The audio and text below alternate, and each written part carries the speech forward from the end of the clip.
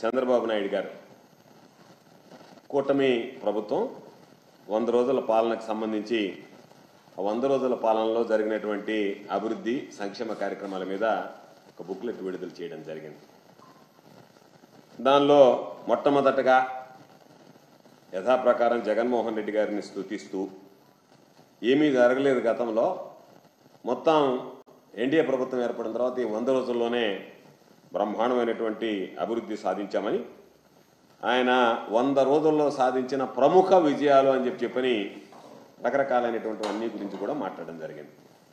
అంటే వీటికి వెళ్లే ముందు మేము అడిగేది చంద్రబాబు నాయుడు గారిని, నాకు ఎవరికీ లేనటువంటి రాజకీయ జీవితం ఉంది, సుదీర్ఘమైనటువంటి పరిపాలన అనుభవం ఉంది అని చెప్పేటువంటి ఈ పెద్ద మనిషి తన జీవితంలో లేదా ఈ 100 రోజుల్లో ఒక్క బ్రాండింగ్, ఒక్క స్కీమ్, ఇదిగో ఇది చంద్రబాబు నాయుడు మార్కుకు సంబంధించినటువంటి బ్రాండింగ్ ఉండేటువంటి పరిపాలనలో తీసుకున్నటువంటి నిర్ణయము సంస్కరణ అని కానీ, లేదా ఒక స్కీమ్ కొత్తగా చంద్రబాబు నాయుడు ఇదిగో ఈ కొత్త స్కీమ్ నేను ప్రవేశపెట్టి ఈ 100 రోజుల లోపల ప్రజలకు అందించానని చెప్పుకోలేనటువంటి సిగ్గుమాలినటువంటి పరిస్థితుల్లో ఉన్నటువంటి చంద్రబాబు ఈరోజు నిస్సిగ్గుగా ఏమాత్రం పట్టించుకోకుండా నవ్విపోదురుగాక నాకేటి సిగ్గు అన్నట్టుగా 100 రోజులకు ఏదో ఒకటి వదలాలి కాబట్టి వదిలేద్దామని చెప్పి పూర్తిగా అర్ధ సత్యాలు కూడా కాదు, పూర్తి అసత్యాలతో ఈరోజు ఈ 100 రోజులకు సంబంధించినటువంటి ఎన్డీఏ పాలన మీద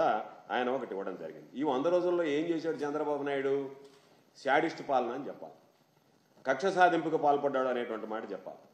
ఎన్నికల రోజు నుంచి ప్రారంభమైనటువంటి ఇసుక దోపిడీ, ఏదైతే నేను ఉచిత ఇసుక ఇస్తాను అని చెప్పి పదే పదే చెప్పాడో ఈరోజు పూర్తిగా ప్రియమైపోయింది. సామాన్యుడికి ఇసుక అందుబాటులో లేకుండా పోయింది. 100 రోజుల చరిత్రలో ఇది ఒక ఘనమైనటువంటిది. ఎక్కడైతే జగన్మోహన్ రెడ్డి గారి హయాంలో ఇసుక డంప్స్ ఉన్నాయో అవి కౌంటింగ్ అయిన వెంటనే లక్షల టన్నుల ఇసుక మాయమైపోయింది ఆంధ్ర రాష్ట్రంలో. అది నీకు అంతగా నువ్వు చెప్పుకోవాలనుకుంటే దాన్ని చెప్పుకొని ఉండొచ్చు. ఇంకొకటి, వైఎస్ఆర్ కాంగ్రెస్ పార్టీకి, మా పార్టీకి సంబంధించినటువంటి నాయకుల మీద, కార్యకర్తల మీద హత్యలు, విధ్వంసం, దారుణమైనటువంటి సంఘటనలు చోటు చేసుకున్నాయి. ఈరోజు విజయవాడ పిఠాపురానికి సంబంధించినటువంటి విపత్తుకు సంబంధించి వస్తే చంద్రబాబు నాయుడు అనుభవం ఎంత దారుణంగా ఫెయిల్ అయ్యాడు, ఎంత ఘోరంగా చంద్రబాబు నాయుడు పరిస్థితి తయారైంది అనేటువంటిది ప్రత్యేకంగా చెప్పాల్సినటువంటి పని లేదు. ఫ్లడ్ మేనేజ్మెంట్లో చంద్రబాబు నాయుడు పూర్తి స్థాయిలో వైఫల్యం చెందాడని చెప్పడానికి ప్రజలే ప్రత్యక్షమైనటువంటి ఉదాహరణ. వాళ్ళు మాట్లాడుతున్నటువంటి వాయిసే ఈరోజు స్పష్టంగా చంద్రబాబు ఈ ప్రభుత్వంలో మేము అన్ని విధాలా ఇబ్బందులు పడ్డామని చెప్పి పదే పదే మాట్లాడేటువంటి పరిస్థితి. 3,50,000 మంది విజయవాడకు సంబంధించి వరద తాకిడికి ఇబ్బంది పడితే సహాయ కార్యక్రమాలు ఎంత దారుణంగా చంద్రబాబు నాయుడు చేపట్టాడనేటువంటిది మనం చూసాం. ఎక్కడో దగ్గర రోజుకు ఒక కాన్వాయ్లో వెళ్ళడం, గంటల కొద్ది సమీక్షలు, సమావేశాలతో కాలయాపన చేయడం, ఏదో చేస్తున్నాననేటువంటి భ్రమ ఇతర ప్రాంతాలకు కల్పించడం తప్ప వాస్తవానికి ఎక్కడైతే వరద ప్రభావిత ప్రాంతాలు ఉన్నాయో అక్కడ ఎవరైతే ప్రజలు ఇబ్బందులు పడ్డారో వాళ్ళ గురించి పట్టించుకున్నటువంటి దాఖలాలు లేవు. జనం పాపం అన్నం లేక, నీళ్లు లేక, వాళ్ళని పాపం ఎక్కడైనా సురక్షితమైనటువంటి ప్రాంతాలకు తరలించేందుకు బోట్ సౌకర్యం కూడా లేక ఎన్ని రకాలైనటువంటి ఇబ్బందులు పడ్డాడో, నరక యాతన అనుభవించారు చంద్రబాబు పుణ్యమా అని చెప్పి పాపం అక్కడ ఉన్నటువంటి వాళ్ళు. నువ్వు రాత్రి దాకా కూర్చోవడం, రాత్రి పొద్దుపోయాక ప్రెస్ మీట్లు పెట్టడం, కాకి లెక్కలు కట్టడం, నీ వ్యవహార శైలి ఏ విధంగా తయారైందంటే నీ ఇళ్ళు మునిగిపోతే నువ్వు కలెక్టరేట్లో బస్సులో పడుకొని నేను ఇంటికి నీకు పోవడానికి దారి లేక, ఇంట్లో ఉండలేక, నేను కలెక్టరేట్ను వదిలి వెళ్ళిపోవాలి అని అంటే మీ అన్ని పనులు అయిపోయిన దాకా వరదలు తగ్గిన దాకా ఉంటానని చెప్పి ఇంటిలో వరద తగ్గిన దాకా బస్సులో పడుకొని దానికి కూడా కలరింగ్ ఇచ్చినటువంటి నీచమైనటువంటి చరిత్ర చంద్రబాబుది అని చెప్పుకోవాల్సినటువంటి పరిస్థితి. ఈరోజు అదేవిధంగా వరద ఈరోజు పిఠాపురం కానీ, ఏలేరులో వరద ప్రాంతాలు కానీ నువ్వేదో హంగు ఆర్భాటంతో పోవడం తప్ప వాస్తవానికి నువ్వు వెళ్ళిన తర్వాత అక్కడ ప్రజలకు చేసినటువంటి మేలు, వనగూరినటువంటి లబ్ధి ఏదన్నా ఉంది అంటే అది శూన్యం. అందుకనే ఎంతసేపటికి డైవర్షన్ పాలిటిక్స్ అంటే నేను చేయలేకపోయా, ప్రజల్లో అర్థమైపోతుంది, నేను వైఫల్యం చెందా కాబట్టి దీన్ని ఏదో ఒక విధంగా వక్రీకరించాలా, దానిని డైవర్షన్ పాలిటిక్స్ చేయాలనేటువంటి ఆలోచనతో ఈరోజు ప్రకాశం బ్యారేజీకి సంబంధించి వైఎస్ఆర్సీపీ వాళ్ళు పడవలు వదిలారు, దాన్ని కూలగొట్టడానికి కుట్రపడినారు. ఒక ముఖ్యమంత్రి స్థాయిలో ఉండేటువంటి వ్యక్తివి దాని గురించి ఎంత నీచంగా మాట్లాడుకుంటున్నారు ప్రజలు నీ గురించి అంటే ఎంత పలచనైపోతున్నామంటే వైఎస్ఆర్ కాంగ్రెస్ పార్టీ వాళ్ళ పడవలు వదిలి సంఘం ఉన్నటువంటి ప్రకాశం బ్యారేజీని ఢీ కొట్టడానికి ప్రయత్నం చేసినారని చెప్పి నువ్వు మాట్లాడడం ఈరోజు నిజంగా ప్రజలందరూ అనుకుంటున్నారు నాలిక చంద్రబాబు నాయుడితే తాటిమట్టా తెలియనటువంటి పరిస్థితి అని చెప్పినాను. ఈరోజు నువ్వు మాట్లాడాలంటే ఈ 100 రోజుల పాలనలో నువ్వు చేసినటువంటి ఘనకార్యాలు ఏమన్నా ఉన్నాయంటే ఇవి తప్ప ఎక్కడన్నా సిగ్గున్నవాడు ఎవడైనా సరే ఈరోజు 100 రోజుల్లో చంద్రబాబు నాయుడు అభివృద్ధి సంక్షేమం అందించాలని చెప్పగలడా? నీకు సిగ్గు లేదు కాబట్టి మీరు ఈరోజు ఆ బుక్లెట్ ప్రచురించి సిగ్గున్నవాడు ఎవ్వడు ఇటువంటి బుక్లెట్ ప్రచురించి ప్రజల్లోకి పంపించడు. నిస్సిగ్గుగా ఏదైతే ఉందో అబద్ధాలకు అలవాటు పడి ఉన్నటువంటి జీవితం కాబట్టి చంద్రబాబుది ఈరోజు నేను 100 రోజుల పర్యటనలో ఇవన్నీ జరిగానని చెప్పి ఇవ్వడానికి పనికొచ్చింది.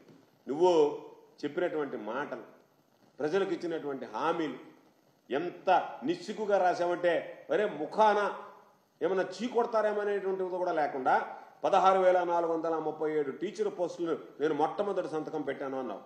సంతకం పెట్టావు. ఆ తర్వాత ఏమైంది? ఇప్పటికీ కనీసం ఎగ్జామినేషన్ షెడ్యూల్ వచ్చిందా? అప్లికేషన్స్ తీసుకుని ప్రాసెసింగ్ జరిగిందా? కాబట్టి సంతకం పెట్టావు. సంతకం పెట్టి దాన్ని అటకెక్కించావు తప్ప ఎక్కడన్నా దాని మీద ఒక స్పష్టత.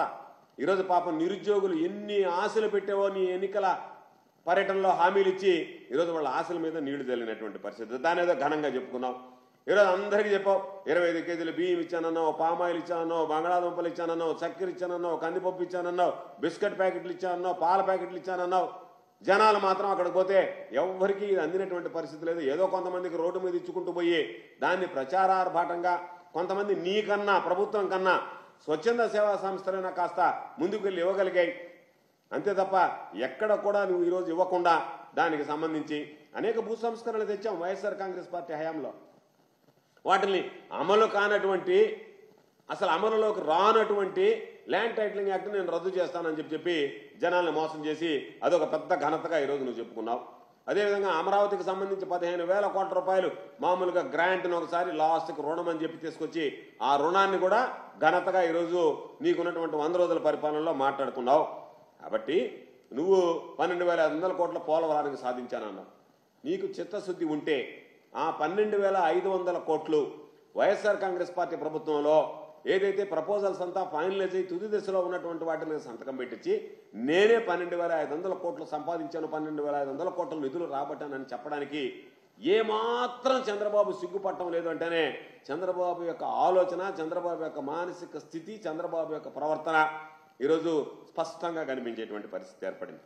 ఈరోజు పాపం చెప్పాడు, కొడుకు చెప్పాడు, దీంట్లో నారా లోకేష్ చంద్రబాబు నాయుడు గారు ఇప్పటి వరకు ప్రజావేదిక ప్రజా దర్బారు నిర్వహించి 50,000 అర్జీలు స్వీకరించామని. అంటే 50,000 అర్జీలు స్వీకరించడం గొప్ప, ఆ అర్జీలలో ఎన్ని పరిష్కారం అయ్యేటువంటిది చెప్పలేనటువంటి దుస్థితిలో మీరున్నారంటే కేవలం మీరు అర్జీలు తీసుకునేంత వరకే, అర్జీలు సేకరించేంత వరకే పరిమితమయ్యారు తప్ప ఆ అర్జీల మీద మీకు చిత్తశుద్ధి లేదు. కాబట్టి ఆ అర్జీలను పరిష్కరించేటువంటి దిశగా ఒక ప్రయత్నం కూడా చేసినటువంటి పరిస్థితి లేదు. కాకపోతే నీరు చెట్టుకు సంబంధించి గతంలో దోపిడిని కొనసాగింపుగా ఒక 256 కోట్ల బకాయిలుంటే ఆ బకాయిలు మీ వాళ్ళకి పంచిపెట్టడానికి ఈరోజు అదేదో పెద్ద ఘనకార్యంలాగా మాట్లాడుకున్నారు. అదేవిధంగా ఆరోగ్యశ్రీ బకాయిల గురించి చెప్పారు. చంద్రబాబు, నువ్వు ఆరోగ్యశ్రీ బకాయిల గురించి నీకు తెలియదా? గతంలో నువ్వు ముఖ్యమంత్రిగా పనిచేసినటువంటి అనుభవం లేదా? ఎప్పుడైనా జనవరి వరకు వచ్చినటువంటి బిల్లుల్ని మార్చిలో ప్రాసెస్ చేస్తారు. ఆ రోజుకి ఎన్నికల కోడ్ వచ్చింది కాబట్టి ఆ రోజు వైఎస్ఆర్ కాంగ్రెస్ పార్టీ ప్రభుత్వం అధికారంలో లేదు, ఎన్నికల కమిషన్ చేతిలోకి వెళ్ళింది కాబట్టి వాళ్ళ బిల్లులు చెల్లించలేదు.